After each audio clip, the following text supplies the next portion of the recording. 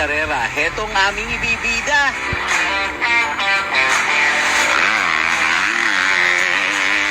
Hello, Galogs! Ako si Zaira Paco, ang Lady Rider ng Mindanao.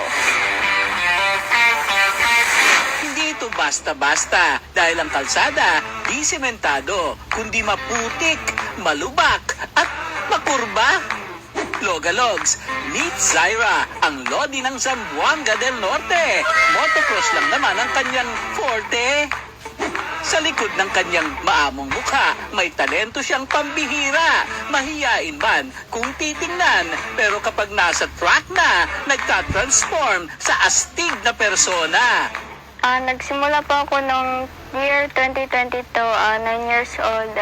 Madalas akong magtingin ni Papa ko mag-practice at magkarera. 13 anyos na si Zaira. 9 anyos pa lang nang siya'y magsimulang kumarera. Abay, kami niyan, taya-tayaan lang ang pinagkakaabalahan. Marami na rin siyang kalsadang binagtas para lumaban. Ilang beses na din po akong nakapodium at nanalo sa iba't ibang karera. Sa bawat pihit niya sa manubela, pumapailan lang ang galing sa karera. Diyos ko, parang ako yung ninenervyos sa'yo, iha.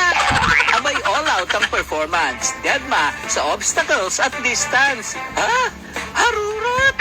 Pangarap ko po na maging makilala nila ako bilang isang mahusay na rider, maging isang Philippine champion at maka-racing sa ibang bansa.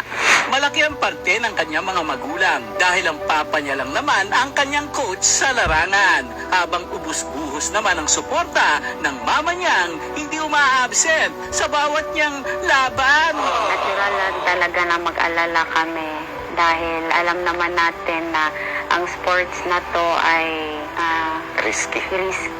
Pero syempre love talaga ni Sai ang motocross kaya sinuportahan na lang din namin.